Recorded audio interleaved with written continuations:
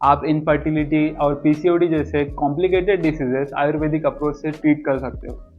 As if you will go for allopathic treatment, they will suggest you a lot of steroids, which leads to several side effects. This is very important to know कि MS gynaecologist बनने के बाद भी आप अपने पूरे हाथ खोल नहीं सकते, जैसे certain limitations, restrictions आपको फॉलो करनी होगी. इसलिए choose your path wisely and smartly. So hello everyone and welcome back to my channel. आप में से बहुत से स्टूडेंट्स को, स्पेशली फीमेल स्टूडेंट्स को ये सपना होता है कि एक दिन गायनेकोलॉजिस्ट बने, but due to some reasons MBBS में सीट ना मिलने की वजह से वो BMS में एडमिशन लेते हैं. बट डोंट वरी, आप BMS के बाद भी गायनेकोलॉजिस्ट बन सकते हो. बहुत से लोगों को ये लगता है कि BMS गायनेकोलॉजिस्ट इलीगली प्रैक्टिस करते हैं, they don't have right to perform surgeries और practice gynaecology, but it's a myth. BMS के बाद भी आप गायनेकोलॉजिस्ट बन सकते हो. It is a dedicated MD/MS post graduation course स्त्री रोग एंड प्रसूति तंत्र, जिसके बाद आप गायनेकोलॉजिस्ट कहलाते हो. सो BMS के बाद गायनेकोलॉजिस्ट बनते कैसे हैं, MS करने के बाद कौन सी सर्जरीज अलाउड होती है, गायनेकोलॉजिस्ट का स्कोप क्या होता है, सैलरी क्या होती है और जॉब अपॉर्चुनिटीज़ क्या होती है, ये सब डिटेल में जानने के लिए वीडियो लास्ट तक ज़रूर देखना. So hello everyone and welcome back to my channel. This is Shivam Thengne, a BMS final year student. So now let's start from scratch. BMS में आपको फाइनल ईयर में स्त्री रोग एंड प्रसूति तंत्र नामक सब्जेक्ट होता है, जिसमें एज पर सिलेबस 50% आयुर्वेदिक और 50% मॉडर्न होता है, विच क्लियरली स्टेट्स दैट आप BMS के बाद गायनेकोलॉजिस्ट बन सकते हो. आपको C सेक्शन के साथ साथ आयुर्वेदिक अप्रोच से लेबर पेन कैसे मैनेज की जाती है, जैसे कि सिंपल से लेके कॉम्प्लिकेटेड केसेस तक पढ़ाई जाती है. So now how to become gynaecologist. Gynaecologist बनने के लिए आपको BMS के बाद पोस्ट ग्रेजुएट करना होगा MD और MS इन स्त्री रोग एंड प्रसूति तंत्र. ये ध्यान रखें कि MD और MS ये दोनों होते हैं. अगर आपको सर्जरीज परफॉर्म करनी है तो आपको MS ही करना होगा. MD students are not allowed for surgery. Post graduation करने के लिए आपको AIPGT नामक सेंट्रल लेवल एग्जाम देनी होगी and as per your rank आपको कॉलेज अलॉट होगा. The requirement for PG is कि आपका BMS कंप्लीट होना चाहिए with internship and your AIPGT score should be higher than non clinical branches. यह आपका टोटल 3 साल का कोर्स होगा, जिसमें 2 साल की एकेडमिक्स और 1 साल की इंटर्नशिप होगी. आप BMS के बाद डिप्लोमा या सर्टिफिकेट कोर्स भी कर सकते हो. ये कुछ इंस्टीट्यूट्स प्रोवाइड करती है. They are less intensive than MD और MS but will provide you the foundational training about women's health and obstetrics. यह आपका टोटल 2 साल का कोर्स होगा. देखिए, आफ्टर ऑल स्किल्स मैटर करती है.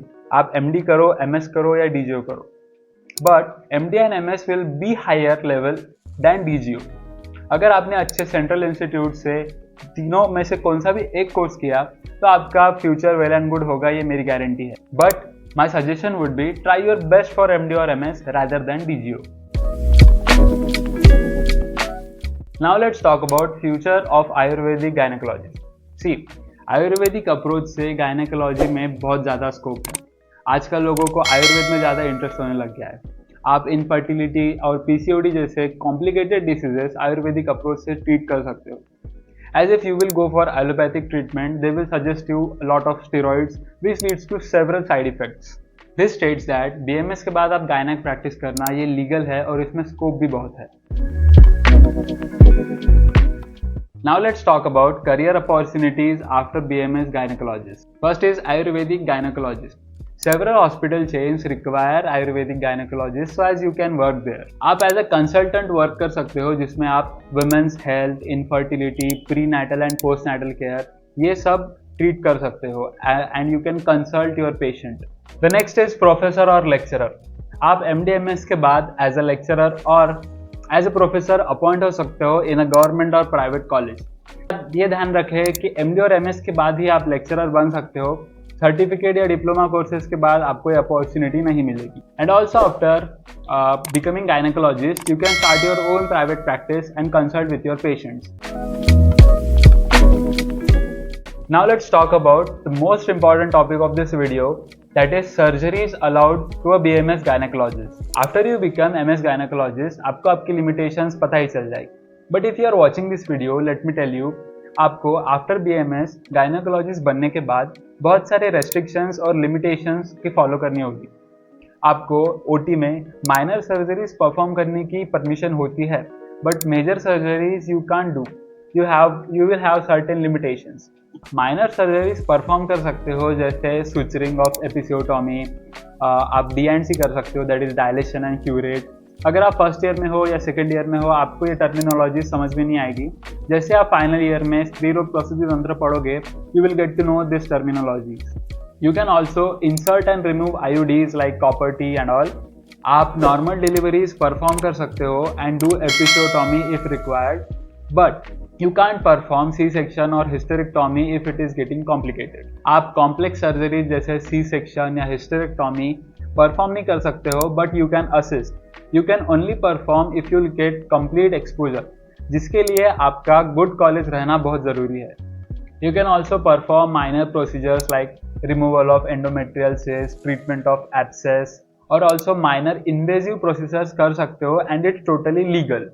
This is very important to know कि MS गायनेकोलॉजिस्ट बनने के बाद भी आप अपने पूरे हाथ खोल नहीं सकते, जैसे सर्टेन लिमिटेशंस, रेस्ट्रिक्शंस आपको फॉलो करनी होगी। इसलिए choose your path wisely and smartly. So guys, if you are a BMS doctor and you want to become gynaecologist, you have interest in it, you have passion in it, then go for it. The future is very bright and all the best. So guys, अगर आपको video अच्छी लगी तो like कर दो, channel को subscribe कर दो, बेल आइकन दबा दो, ऑल नोटिफिकेशन कर दो। मिलते हैं अगली वीडियो में। This is Shivam Thengne signing off. नमस्कार।